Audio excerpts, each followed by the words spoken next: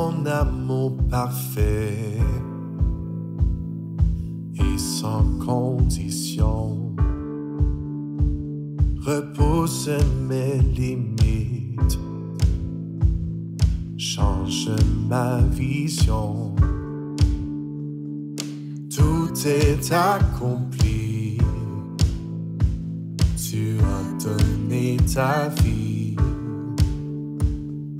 Bonté radicale, ta grâce a tout changé. Confonds-moi par ta réalité, donne-moi l'audace de crier.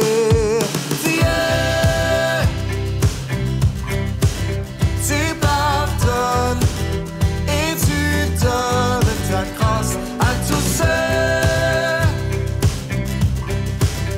qui ont placé leur foi en toi.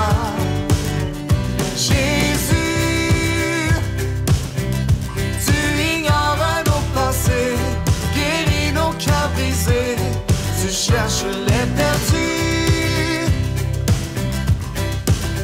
et les ramènes à ton chemin, le chemin de la croix. Tout est accompli, tu as donné ta vie.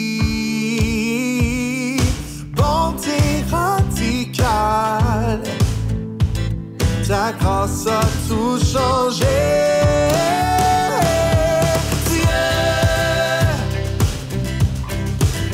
Tu pardonnes et tu donnes ta grâce à tous ceux qui ont placé leur foi en toi. Jésus, tu ignores nos pensées, guéris nos cœurs brisés, tu cherches les perdus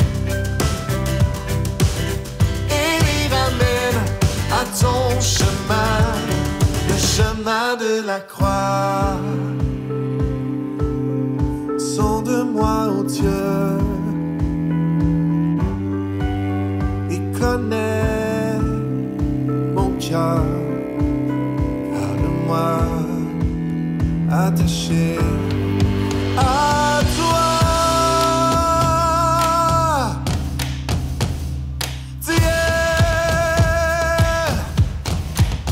Tu pardonnes et tu donnes ta grâce à tous ceux qui ont placé leur foi en toi. Jésus, tu ignores nos passés, guéris nos cœurs brisés, tu cherches les perdus et les ramènes à ton chemin, le chemin de la croix. Homme de douleur, fils de Dieu, trahi par les siens, le fardeau de notre péché sur Jésus fut posé.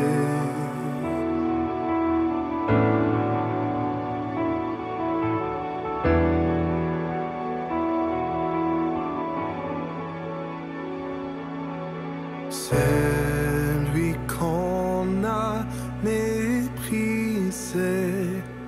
faussement accusé, blessé, meurtri et humilié, d'épines couronné.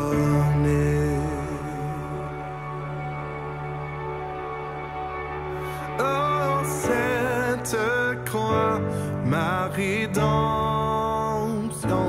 où ton sang coula pour moi, que mon âme s'écrie, Alléluia, gloire et honneur à toi.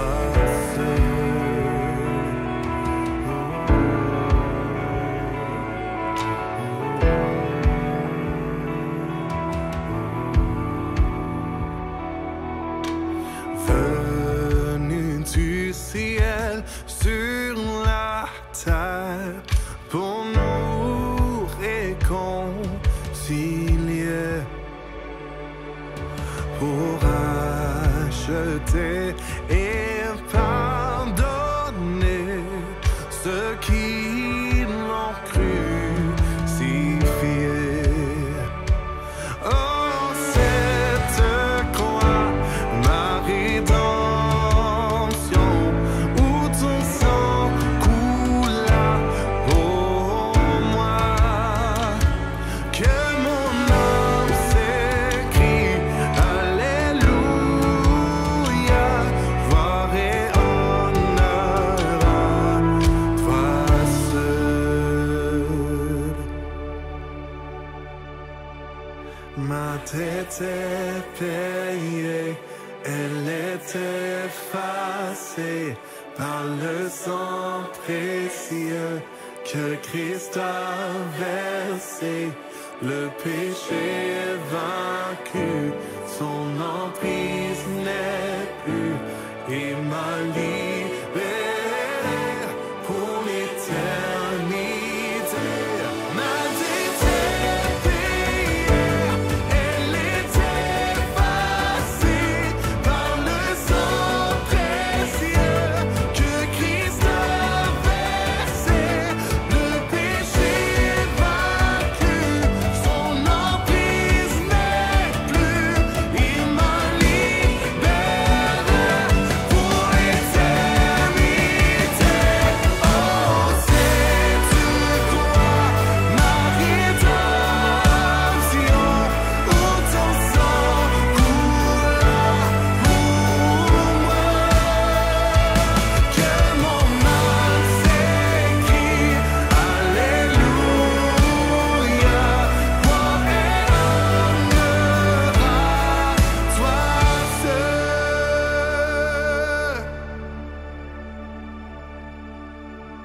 La pierre a été roulée, on voit le tombeau vide.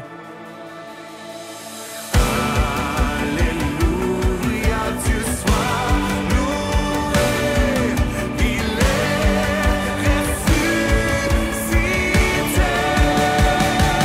Oh, cette croix, ma rédemption, où ton sang coula pour moi,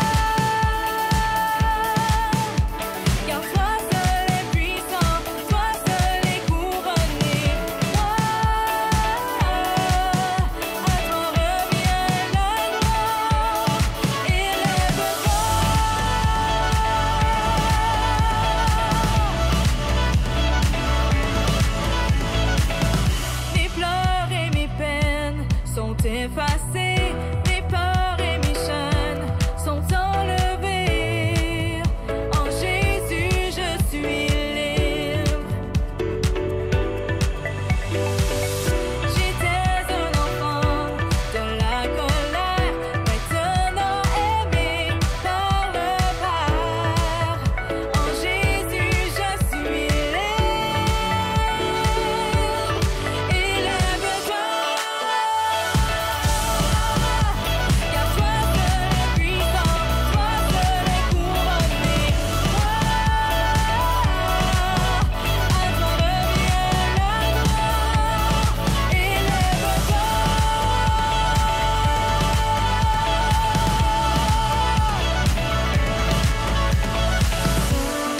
Le Seigneur, le Prince de paix, il est bienveillant, il marchera avec nous. Le Dieu du bonheur fait ce qui lui plaît. Il est tout puissant, son amour sera toujours.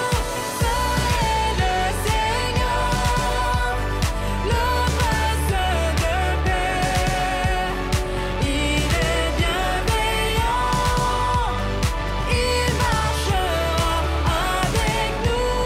Le Dieu du bonheur fait ce qui lui plaît. Il est tout puissant, son amour sera toujours.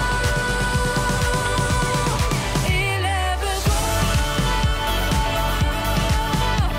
car toi seul est puissant, toi seul est couronné. À toi revient la gloire. Élève-toi, car toi seul est puissant, toi seul est couronné. À toi revient la gloire.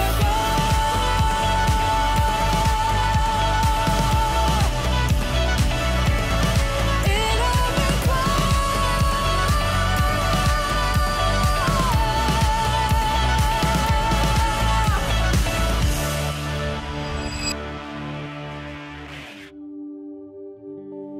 Allez, bonjour tout le monde, moi c'est Nathan du Clocher et je vais vous lire le passage Hébreux 9, 11 à 28.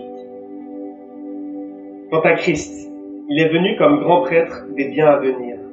Il a traversé le tabernacle plus grand et plus parfait qui n'est pas construit par la main de l'homme, c'est-à-dire qui n'appartient pas à cette création.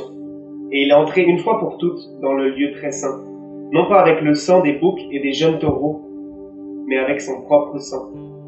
Il nous a ainsi obtenu un rachat éternel. En effet, le sang des boucs et des taureaux ainsi que la cendre des vaches, dont on asperge ceux qui sont souillés, les rendent saints en leur procurant une pureté rituelle.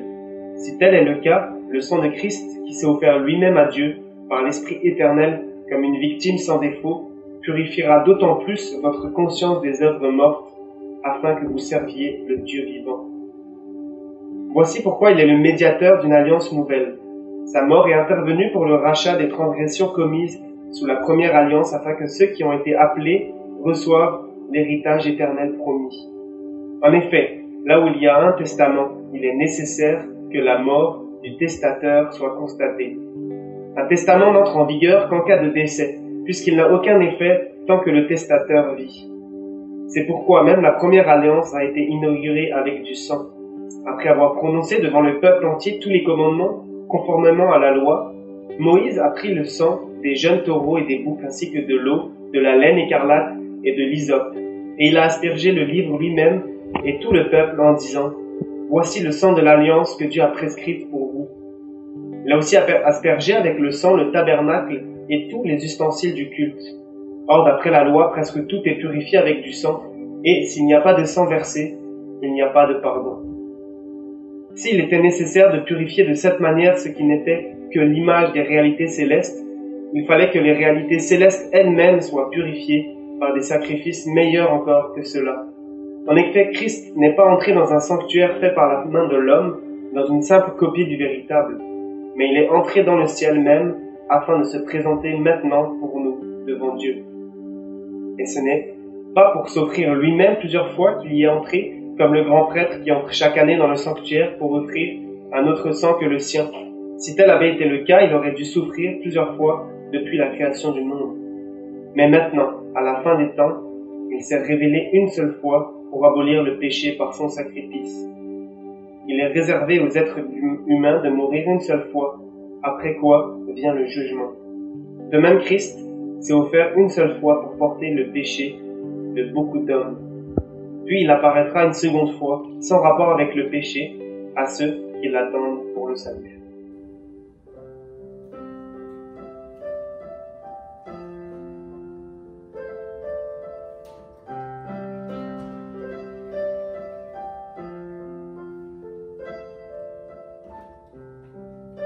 Je ne craindrai rien. Jésus, tu es là. La paix de Dieu est avec moi et chasse la peur. La main qui tient l'univers et la main qui me libère. Toi qui calme la tempête, m'appelle par mon nom. Je chante la victoire de la croix, et je me tiens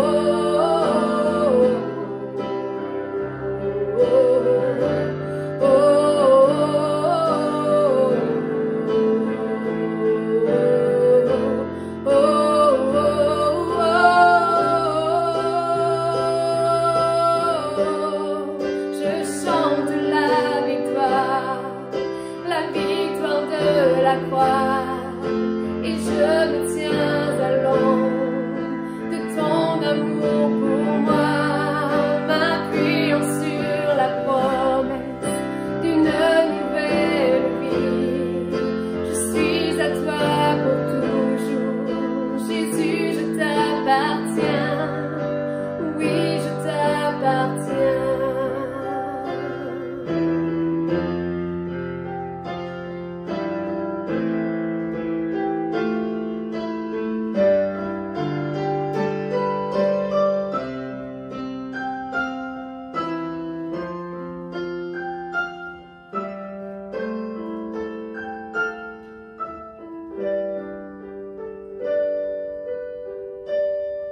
Je chante la victoire de la croix, et je me tiens à l'ombre de ton amour pour moi, appuyant sur la promesse d'une nouvelle vie. Je suis à toi pour toujours, Jésus, je t'appartiens, oui, je t'appartiens.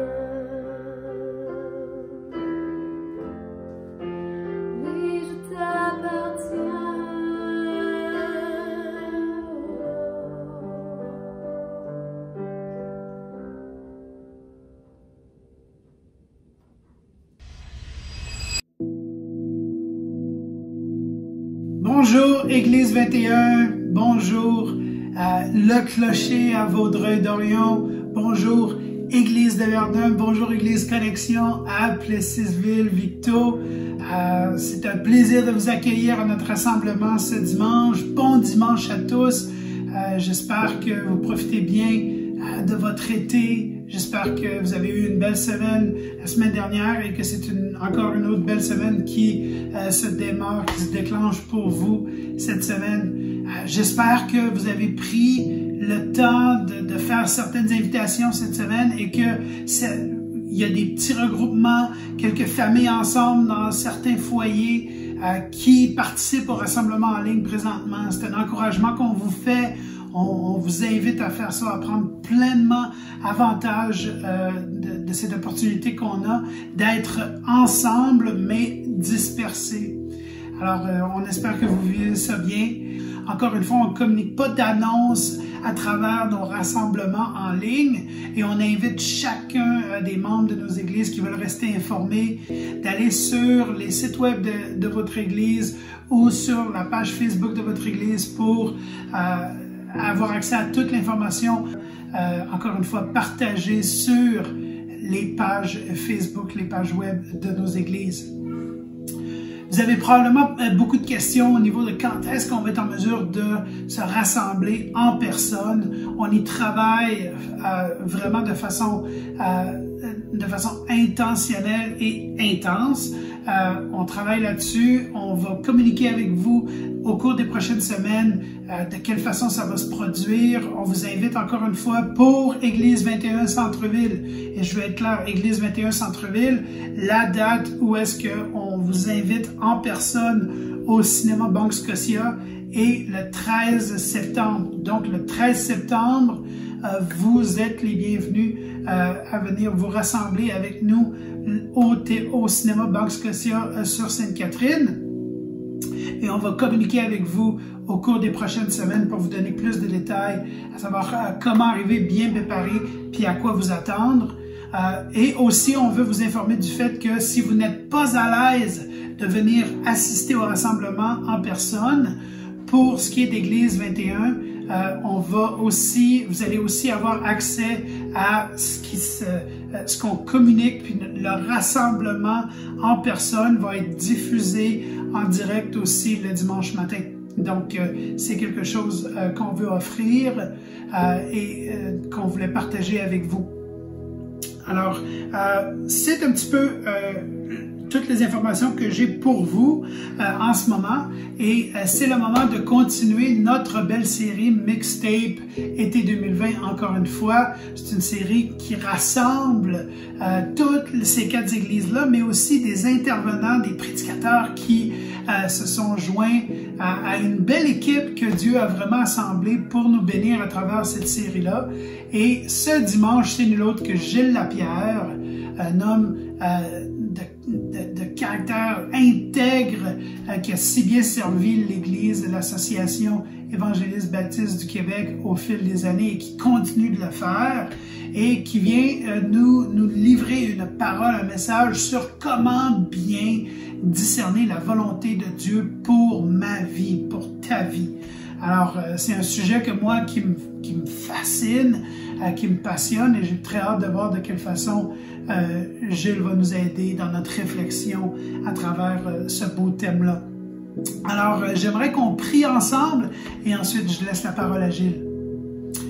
Seigneur, je te remercie pour nous donner l'opportunité d'être ensemble mais dispersés à travers les outils technologiques ce matin.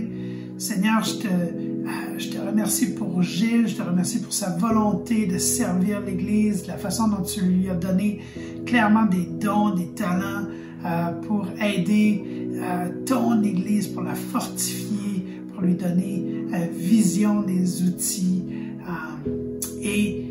Seigneur, je prie pour que tu nous donnes tout ce dont on a besoin pour faire de l'espace dans notre âme, dans notre cœur, pour qu'on puisse vraiment recevoir la parole que tu as préparée et que tu veux livrer à travers Gilles pour nous ce matin. Seigneur, aide-nous vraiment là, à être attentifs à ta présence, à ce que tu veux nous faire entendre, ce que tu veux nous communiquer à travers Gilles ce matin. Et Seigneur, je te remercie encore une fois pour Gilles, pour sa vie, pour son ministère, pour la bénédiction qu'il est pour moi. Et je te prie ces choses en ton nom tout-puissant. Je te remercie pour ton amour. Amen. Alors Gilles, c'est à toi et on se voit par la suite. Bonjour tout le monde. J'espère que vous avez passé une bonne semaine et j'espère que ce matin vous vous portez bien. Alors, on va ouvrir les Écritures ce matin sur un sujet un peu spécial, un sujet sur lequel, tous autant qu'on est, on s'est tous posé cette question-là et on a tous cherché à avoir ces réponses-là. Comment est-ce qu'on trouve la volonté de Dieu? Est-ce que c'est une mission possible ou une mission impossible? Plusieurs se posent bien les questions face à des décisions qu'ils ont à prendre face à des situations particulières qu'ils vivent. Et on prie, on prend toutes sortes de moyens. J'aimerais qu'on puisse regarder ce matin certains principes des Écritures qui vont nous aider à mieux discerner comment on fait pour trouver la volonté de Dieu, comment on fait pour définir qu'est-ce que Dieu veut exactement de moi et qu'est-ce que Dieu veut que je fasse exactement dans certaines circonstances. Dans le bulletin que vous avez reçu cette semaine, j'espère que vous l'avez imprimé, je vous ai fait parvenir une petite feuille sur laquelle il y a les points qu'on va travailler ce matin. Et il y a 8 vérités que j'aimerais vous partager, donc on s'entend qu'on ne passera pas beaucoup de temps sur chacune, mais 8 vérités que j'ai trouvées avec le temps, soit dans mes lectures, soit par l'expérience, où j'ai appris qu'elles étaient toutes incontournables quand on cherche la volonté de Dieu.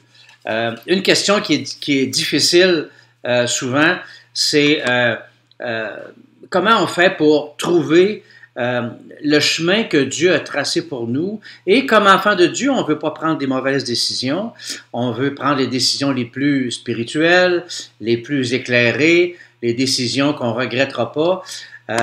Et des fois, dans la parole, il n'y a pas toujours nécessairement les réponses directes à toutes les questions contemporaines qu'on peut vivre aujourd'hui. Comment est-ce qu'on fait face aux décisions modernes, aux décisions de ce monde moderne? Bien sûr, si on cherche la volonté de Dieu pour savoir est-ce qu'on doit faire un mensonge ou pas, il y a des versets clairs qui sont écrits pour ça. Est-ce que je dois convoiter la femme de mon voisin? Non, c'est écrit clair et net dans la Bible. Alors, il y a des réponses qui sont déjà contenues d'une façon très claire dans les Écritures.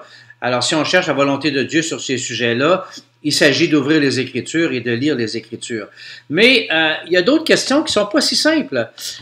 Combien on devrait avoir d'enfants?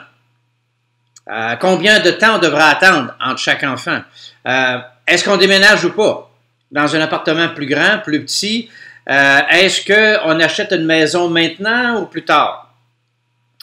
Est-ce qu'on... c'est quand on change de voiture? Quelle sorte de voiture? Quel prix payer? Quelle marque? Alors, il y a tellement de questions. On arrive dans une nouvelle ville, on cherche une église. Quelle église choisir? Sur quelle base, prendre une décision? Face à nos fréquentations, est-ce qu'il y a certaines personnes qu'on devrait cesser de fréquenter ou commencer à fréquenter? Vous savez, au niveau professionnel, est-ce que je devrais chercher un autre emploi mieux rémunéré ou garder celui-là? C'est là qu'on réalise qu'il y a certaines questions qui ne sont pas élaborées dans la parole parce qu'on vit dans une société contemporaine. On n'est pas dans la même société que du temps où les Écritures ont été écrites et on a besoin de direction. Vous et moi, on a besoin de direction. J'aimerais vous lire un texte des Écritures dans Isaïe, Isaïe chapitre 55 et les versets 6 à 9. Dieu dit, « Cherchez l'Éternel pendant qu'il se trouve, invoquez-le tandis qu'il est prêt, que le méchant abandonne sa voie et l'homme d'iniquité ses pensées, qu'il retourne à l'Éternel qui aura pitié de lui, à notre Dieu qui ne se lasse pas de pardonner. Car mes pensées ne sont pas vos pensées, et vos voies ne sont pas mes voies, dit l'Éternel. Autant les cieux sont élevés au-dessus de la terre, autant mes voies sont élevées au-dessus de vos voies, et mes pensées au-dessus de vos pensées. » C'est vrai que les pensées de Dieu peuvent tellement être impénétrables, tellement être au-dessus de notre tête que comment on fait? Comment on fait pour discerner la volonté de Dieu et surtout face à des directives qui sont imprécises?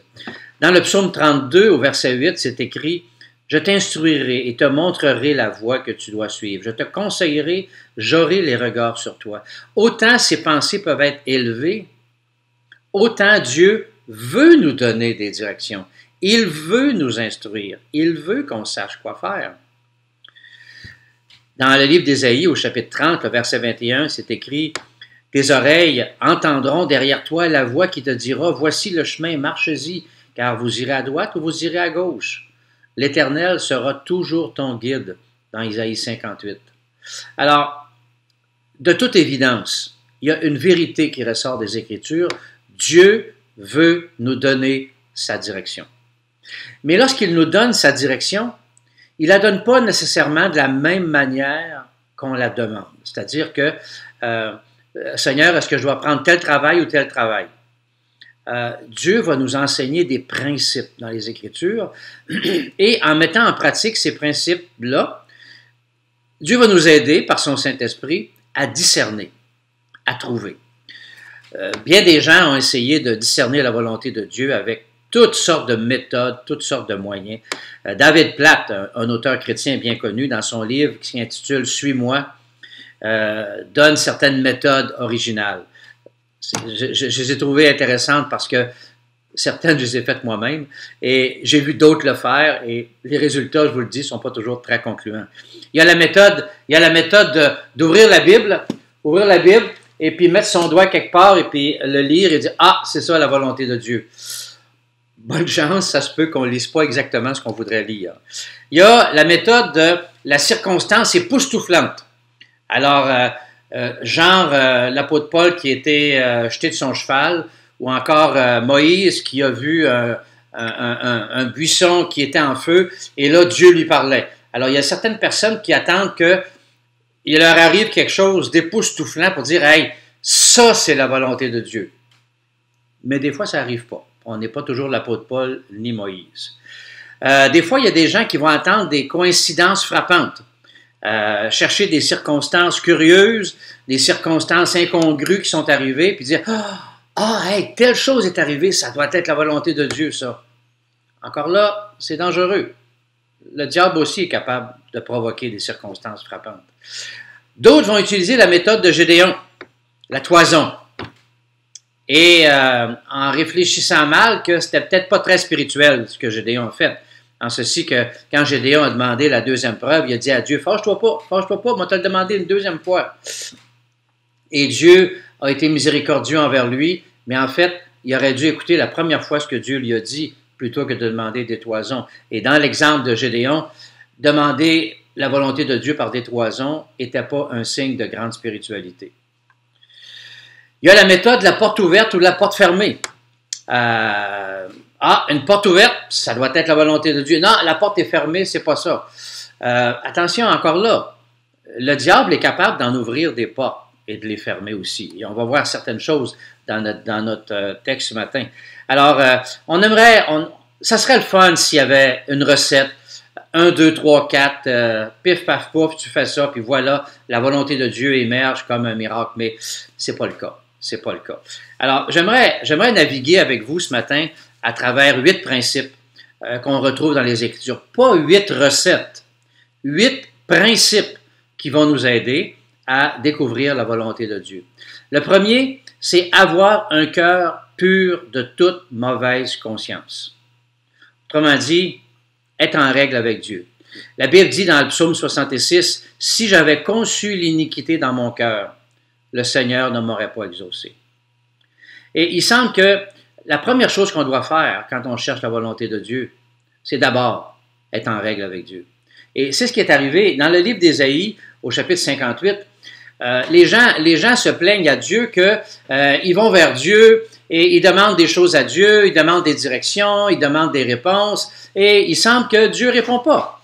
Et là, ils disent, à quoi ça nous sert de jeûner? À quoi ça nous sert de mortifier notre âme si tu n'y prends point égard? Et voici ce que Dieu leur répond. Voici le jour de votre jeûne, vous vous livrez à des penchants et vous traitez durement vos mercenaires. Voici, vous jeûnez pour disputer, pour vous quereller, pour frapper le méchant du poing. Vous ne jeûnez pas comme le veut ce jour, pour que votre voix soit entendue en haut. Non, la main de l'Éternel n'est pas trop courte. Et dans 2 chapitres plus loin, il leur fait comme la leçon. Non, la main de l'Éternel n'est pas trop courte pour sauver, ni son oreille trop dure pour entendre. Mais ce sont vos crimes qui mettent une séparation entre vous et Dieu. Ce sont vos péchés qui vous cachent sa face et l'empêchent de vous écouter, car vos mains sont souillées de sang et vos doigts de crime. Vos lèvres profèrent le mensonge et votre langue fait entendre l'iniquité. La première question, le premier principe qu'on doit suivre quand on cherche la volonté de Dieu, c'est présentement, est-ce que je marche dans la volonté de Dieu? Est-ce que je fais ce que je sais que je devrais faire? Ils blâmaient Dieu pour ne pas leur répondre.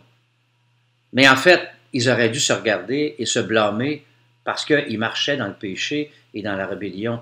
Lorsqu'on marche dans le péché, dans la rébellion, nos yeux sont aveuglés par ce qu'on voit, parce qu'on ne voit pas à la manière de Dieu, on ne voit pas à la vision de Dieu, on voit les choses d'une façon trouble, avec une paire de lunettes qui obstrue la réalité des choses. Alors, lorsque Dieu reste silencieux face à nos prières, lorsque Dieu reste silencieux pour nous donner les réponses, eh bien, il faut se poser la question, est-ce que Dieu, de prime abord, me ferait des reproches parce que je ne marche pas dans sa parole, puis que je lui demande des directions? Alors, avant de demander des directions à Dieu, premièrement, regarde ton cœur, regarde ta vie. Est-ce que ta conscience est claire? Est-ce que ta conscience est alignée avec ce que les Écritures disent? Il faut faire la différence entre 2 sortes d'attitudes en matière de conscience, 2 sortes d'attitudes lorsque quelqu'un s'approche de Dieu pour demander sa direction. Premièrement, il y a le chrétien qui cherche les réponses de Dieu et qui lutte pour se garder pur du péché, mais qui a des chutes et qui se relève, qui demande pardon, mais qui, avec un cœur sincère, lutte pour résister au péché. Et vous savez, comme moi, on n'est pas parfait. Je pêche, vous péchez, on a tous des luttes, et personne n'est exempt de ça. De l'autre côté, il y a aussi ces chrétiens qui demandent la direction de Dieu, mais dans le fond, ils sont carrément en dehors de la volonté de Dieu dans leur marche chrétienne, ils sont rebelles à Dieu, et ils veulent que Dieu leur dise quoi faire. Mais ils ne veulent rien savoir de Dieu le restant du temps. Alors, deux types de chrétiens, deux types de comportements différents qui fait qu'on peut recevoir des réponses ou pas. Donc, avoir un cœur pur de toute mauvaise conscience. La deuxième chose, le deuxième principe, qui est non seulement avoir une vie pure et de toute mauvaise conscience, mais avoir une vie engagée, consacrée à l'Éternel. Romains chapitre 12, versets 1 et 2. Si vous avez votre Bible pas loin, alors tournez-y, Romains chapitre 12, versets 1 et 2, ça dit ceci. « Je vous exhorte donc, frères, par les compassions de Dieu, à offrir vos corps comme un sacrifice vivant, saint, agréable à Dieu, ce qui sera de votre part un culte juste raisonnable. Ne vous conformez pas au siècle présent, mais soyez transformés par le renouvellement de l'intelligence, afin que vous discerniez quelle est la volonté de Dieu, ce qui est bon, agréable et parfait. » Il y aura un message à faire juste sur ce verset-là. L'apôtre Paul dit trois choses importantes que je vais résumer dans ce verset-là. Il dit, premièrement, pour trouver la volonté de Dieu, premièrement, s'offrir à Dieu. S'offrir à Dieu comme un sacrifice vivant, saint et agréable. Puis énervons-nous pas, c'est un culte juste raisonnable. Il n'y a rien d'extraordinaire là-dedans. Alors, ça veut dire être engagé. S'offrir à Dieu, ça veut dire servir, ça veut dire marcher avec Dieu, ça veut dire être serviteur de Dieu là où il nous appelle à être. Deuxième chose, ne vous conformez pas au siècle présent. S'offrir à Dieu, ne pas se conformer au siècle présent, ça veut dire ne pas marcher selon l'esprit de ce monde, ne pas être attiré par ce que le monde offre, ne pas pécher à travers tous les attraits de ce que le monde nous offre, et ça veut dire être prêt à marcher à contre-courant au niveau spirituel de ce que le monde peut nous offrir. Alors, premièrement, s'offrir à Dieu. Deuxièmement, ne pas se conformer au siècle présent. Troisièmement, être transformé par le renouvellement de l'intelligence. Et où on prend ça? Dans la parole.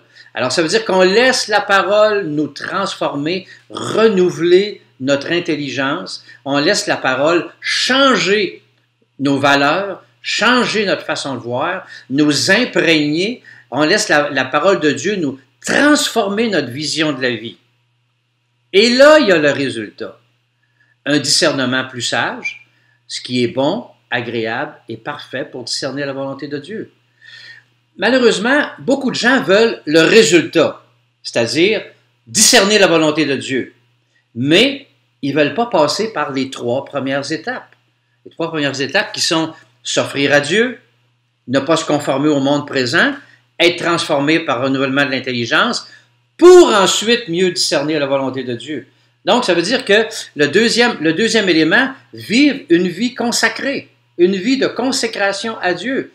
Déjà, lorsqu'on vit selon les principes de Dieu et qu'on cherche la volonté de Dieu, bien, déjà nos yeux vont être plus alignés avec ce que Dieu veut, avec ses principes, pour chercher sa volonté. Donc, marcher et vivre une vie de consécration. Troisième élément, s'imprégner de la parole de Dieu. Ça va un petit peu avec celui qui précède, laisser la parole de Dieu transformer renouveler notre intelligence. Mais ici, j'aimerais aller plus loin, s'imprégner de la parole de Dieu. On ne s'imprègne pas de quelque chose qu'on ne connaît pas. On ne s'imprègne pas de la parole de Dieu si on ne la lit pas, si on ne l'étudie pas, si on ne la médite pas. Trois versets, trois phrases dans trois psaumes. « Je veux faire ta volonté, mon Dieu, et ta loi est au fond de mon cœur. » Il dit « Je veux faire ta volonté, et ta loi est au fond de mon cœur. » Les deux vont ensemble. Dans le psaume 119, « Tes commandements me rendent plus sage que mes ennemis, car je les ai toujours avec moi. » Ces commandements, les commandements de Dieu, le rendent sage. La sagesse, ça se traduit dans le comportement et dans les décisions. Psaume 119, 105, « Ta parole est une lampe à mes pieds et une lumière sur mon sentier. » Alors, si vous n'avez pas eu le temps d'avoir ces références-là, vous allez les trouver dans le petit dépliant de notes que je vous ai laissé. La volonté de Dieu n'est jamais en opposition avec les principes qu'on retrouve dans la Bible. Mais quand on essaie de chercher la volonté de Dieu sans avoir les principes bibliques, ça se peut qu'on se dirige dans une direction qui est totalement contre la volonté de Dieu. La Bible est un livre rempli de principes et non de recettes magiques.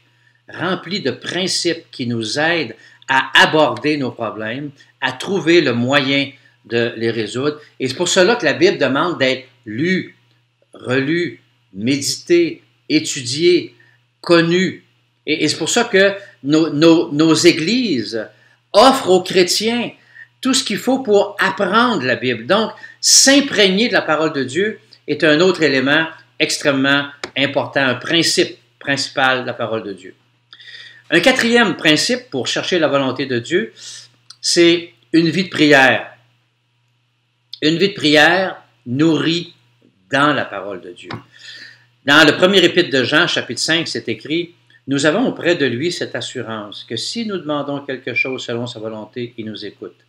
Et si nous savons qu'il nous écoute, quel que soit ce que nous demandions, nous savons que nous possédions la chose que nous lui avons demandée. » Dans Jean chapitre 15, l'évangile de Jean, au verset 7, il dit « Si vous demeurez en moi et que mes paroles demeurent en vous, demandez ce que vous voudrez, cela vous sera accordé. » Et vous remarquez, ça commence avec un « si ».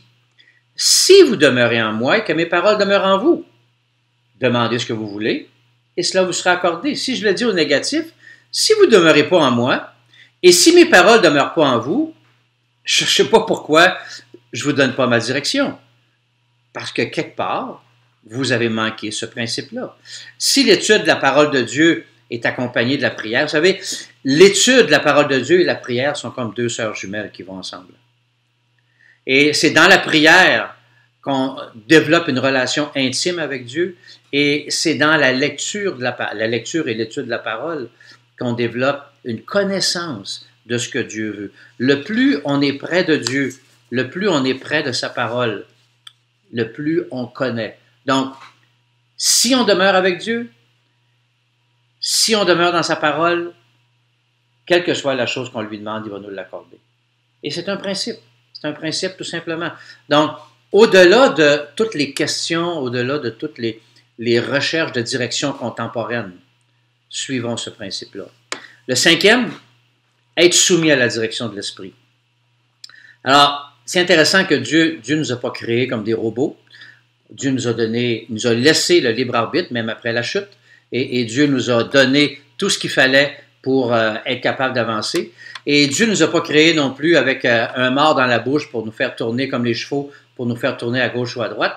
Dieu nous a donné une capacité de décider, une capacité de choisir. Et on peut choisir entre marcher selon la chair ou marcher selon l'esprit.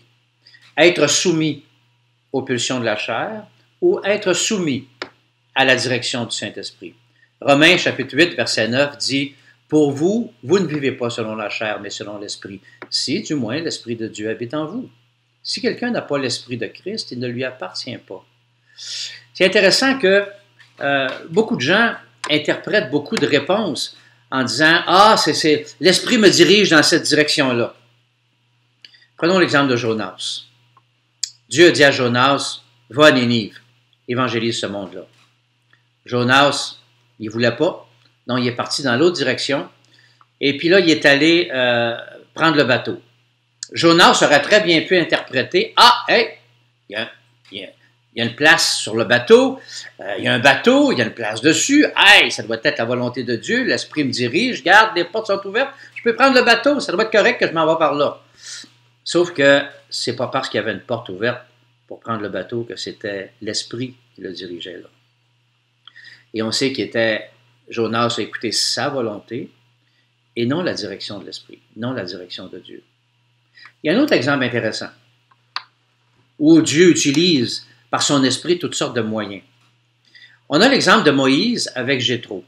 Lorsque Dieu a dirigé Moïse pour l'envoyer en Égypte, le faire retourner en Égypte, sauver le peuple, il a parlé à travers une circonstance extraordinaire, le buisson ardent. Et là, Dieu a fait des miracles. Là, on a les 10 plaies d'Égypte lorsqu'ils sont arrivés devant la mer Rouge. Dieu a ouvert les eaux, miracle extraordinaire. Alors Dieu a montré sa volonté et sa direction par des miracles extraordinaires.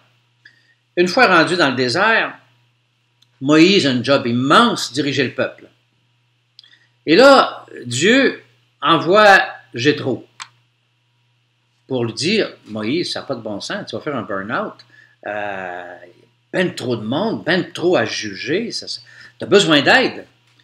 Moïse aurait pu dire, ah non, non, j'attends une direction du Saint-Esprit, j'attends une direction de Dieu, j'attends quelque chose d'extraordinaire. Non, il semble que dans cette fois-ci, le Saint-Esprit a utilisé un homme.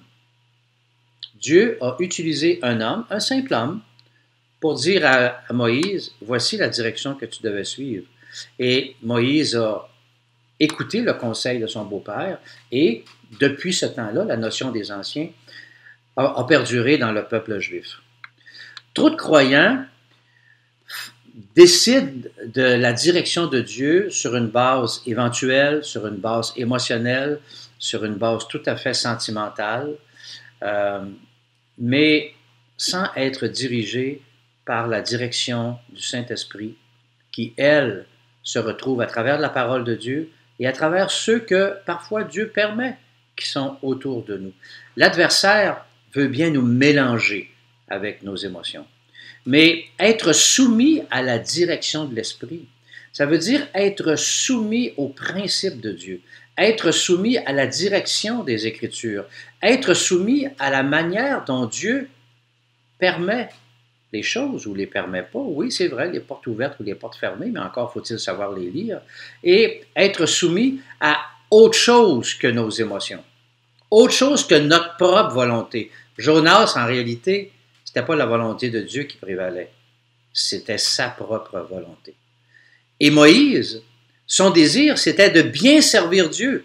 Alors, ce n'était pas sa propre volonté qui prévalait, c'était le bien du peuple de Dieu. Et le conseil de Jéthro est un conseil sage qui venait de la part de Dieu. Alors, on réalise que chercher la volonté de Dieu, c'est chercher par tous les moyens à avancer, à suivre les principes qui sont guidés par l'Esprit Saint et non par la chair.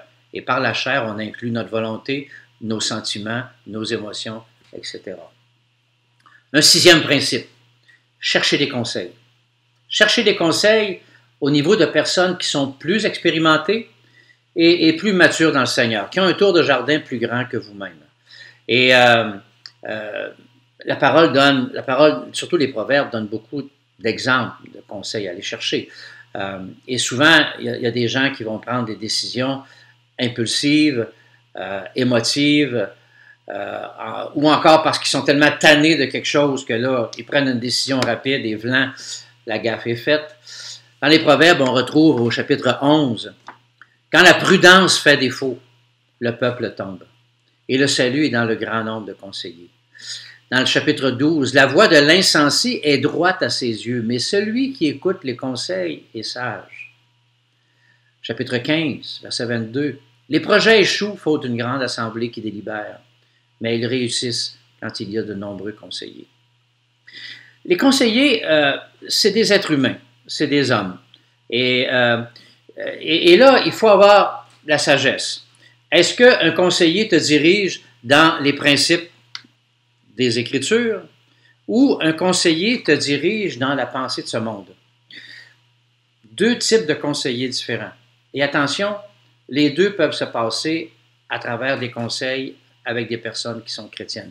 C'est pas parce que quelqu'un est nécessairement est chrétien qu'il est nécessairement un bon conseiller. Certains chrétiens sont immatures et certains chrétiens n'ont pas encore grandi spirituellement ou sont dans des blocages spirituels. Et certains chrétiens, malheureusement, on doit le dire, sont très attirés et dirigés par la pensée du monde et par qu'est-ce que le monde offre. Donc, il faut être prudent. Il faut être prudent et il faut choisir à qui on va demander des conseils et il faut ne pas s'adresser nécessairement au premier qui passe à côté de vous. Alors, c'est pas parce que quelqu'un est chrétien qu'il est nécessairement le meilleur conseiller.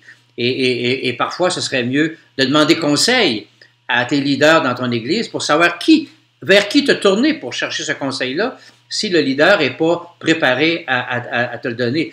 Surtout, surtout, faites attention à ces personnes qui vont vous dire « Dieu m'a dit de te dire que… » Moi, j'ai toujours peur de ceux qui ont une connexion directe avec Dieu, là.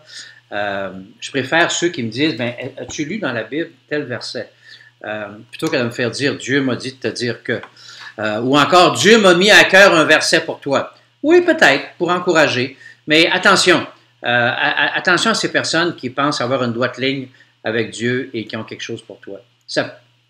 Il faut avoir de la sagesse là-dessus. Un septième élément, un cœur droit, un cœur soumis à l'autorité de la parole de Dieu. Un cœur qui est soumis à l'autorité de la parole de Dieu.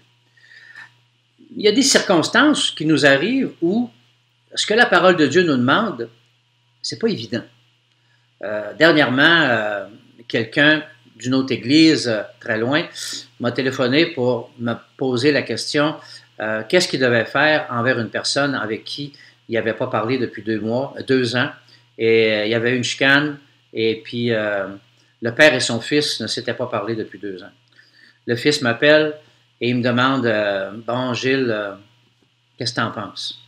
Alors, j'ai écouté, parlé un peu avec lui, et bien sûr, je suis revenu sur la prière du Notre Père, qui dit « Pardonne-nous nos offenses, comme nous aussi, nous pardonnons à ceux qui nous ont offensés. » Et là, j'ai dit, ben, est-ce que ça te prend un sermon pour comprendre que ce que Dieu te demande, c'est de pardonner?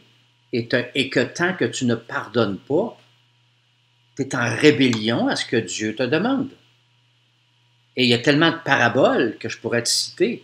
Donc, avant de commencer à chercher c'est quoi la volonté de Dieu, est-ce qu'il y a un texte dans les Écritures qui est clair à lequel tu ne veux pas te soumettre? Parce que chercher la volonté de Dieu, c'est premièrement chercher à faire sa volonté. Et il y a une immensité de textes dans les Écritures qui nous disent quoi faire. Est-ce que je dois fréquenter un non-chrétien ou pas? Arrête de prier, va lire dans la Bible. La Bible dit non. Est-ce que je dois travailler au noir ou pas? La Bible dit rends à César ce qui appartient à César et à Dieu ce qui appartient à Dieu. Cherche pas, va lire ta Bible. Alors, souvent, les chrétiens résistent directement à des principes clairs de la parole de Dieu parce qu'ils disent ah, je trouve ça trop dur. Ben, en réalité, dis que tu ne veux pas te soumettre à la parole de Dieu, mais arrête de chercher la volonté de Dieu, est écrite. Donc, lis-la et là, fais un choix de marcher dans l'obéissance ou de marcher dans la rébellion. Mais arrête de chercher la volonté de Dieu, commence à lire. Et là, tu as une décision à prendre. Le 8e et le dernier, cultiver un esprit obéissant, je viens de le mentionner, paisible et patient. Vous savez, Dieu travaille avec le temps. Dieu travaille avec le temps. Maintenant, son temps, puis le mien, c'est pas le même. Moi, j'aimerais ça, avoir ça pour hier, en fait, souvent.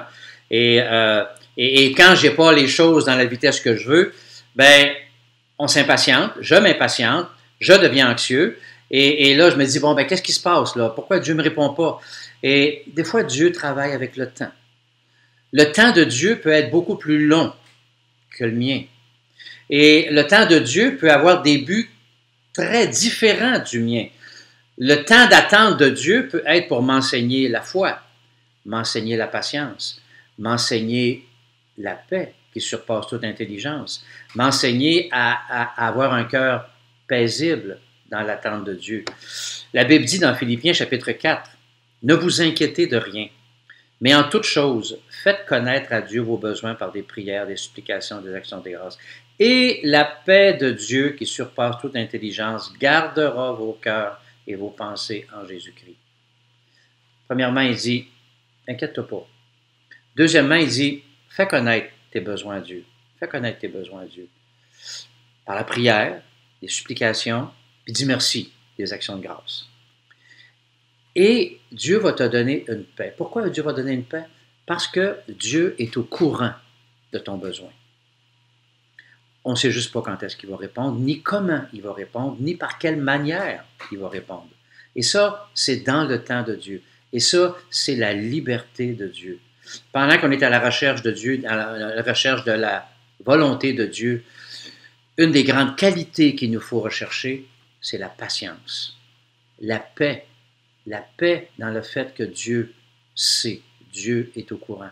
Parce que l'impatience va nous amener à manquer de foi, va nous amener dans l'anxiété, va nous amener dans des décisions émotionnelles ou prématurées et faire des gaffes.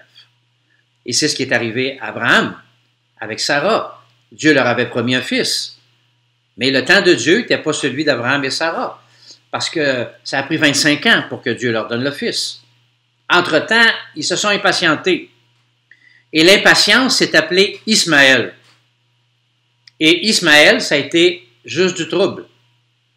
Et Ismaël est devenu un ennemi des Juifs par le temps.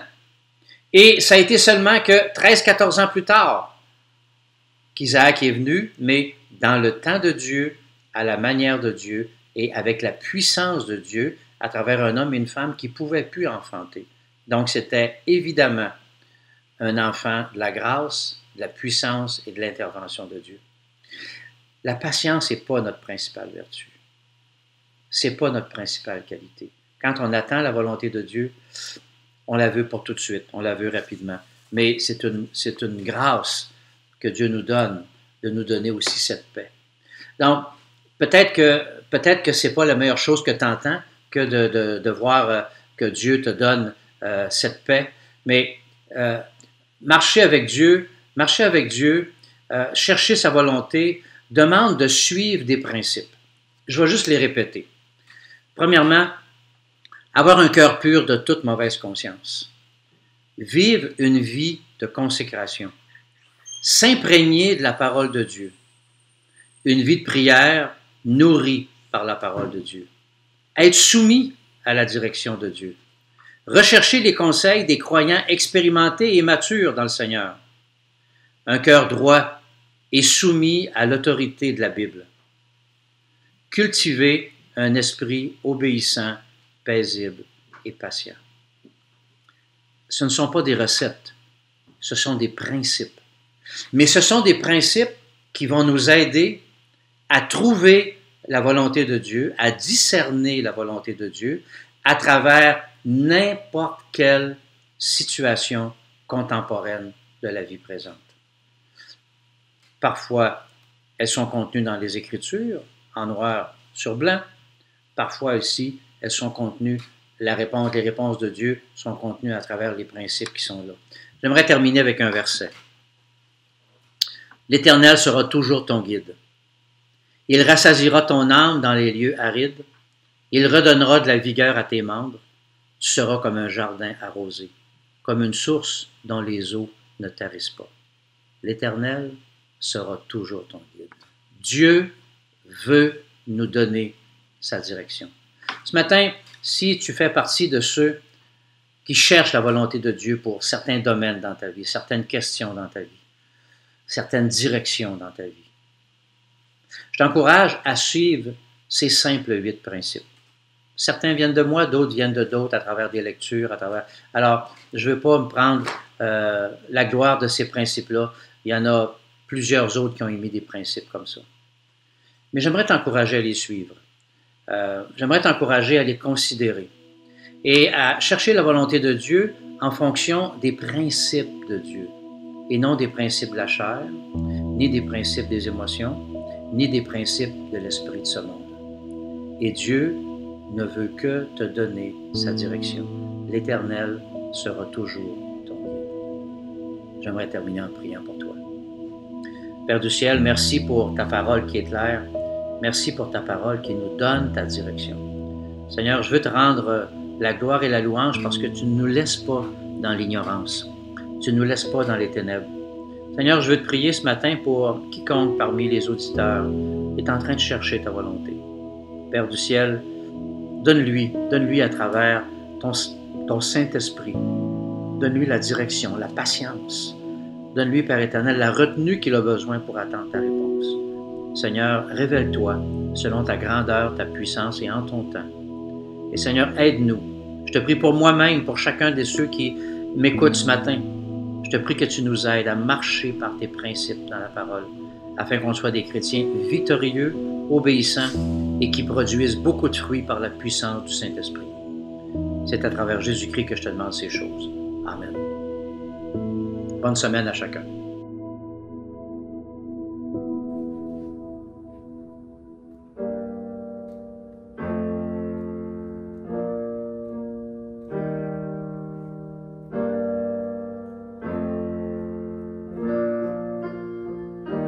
Tu m'as ébloui par tes mélodies, tu m'entoures d'un chant d'amour,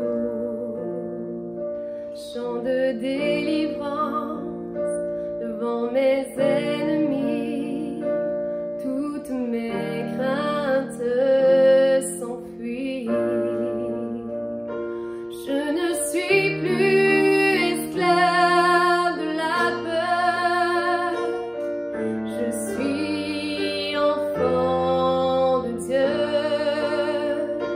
Je ne suis plus esclave de la peur, je suis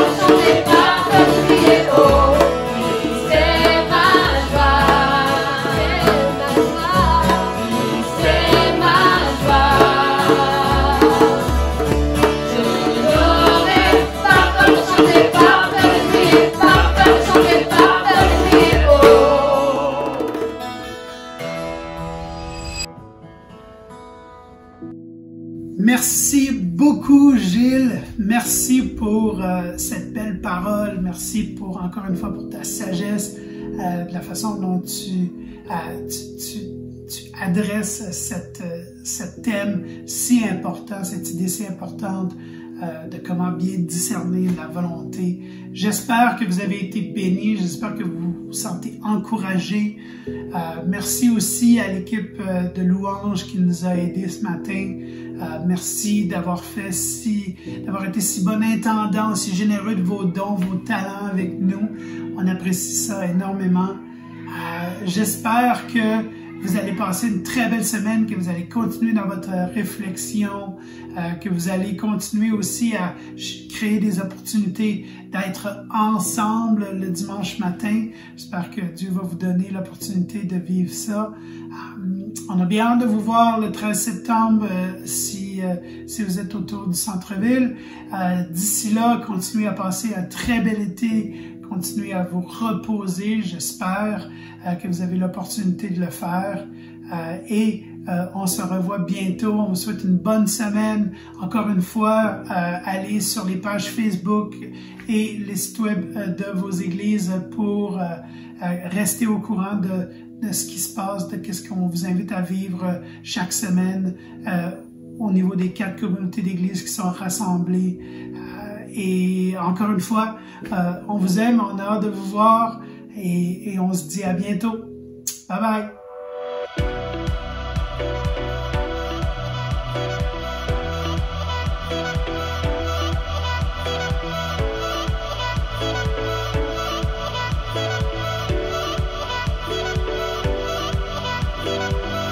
J'étais prisonnière de mes désirs, éloignée du Dieu qui veut bénir. En Jésus, je suis libre. J'étais prise au piège, en ce néant, rongée par la haine et les tourments. En Jésus, je suis libre. Élève-toi, car toi seul est puissant, toi seul est couronné. Toi, à toi revient la gloire. Élève-toi.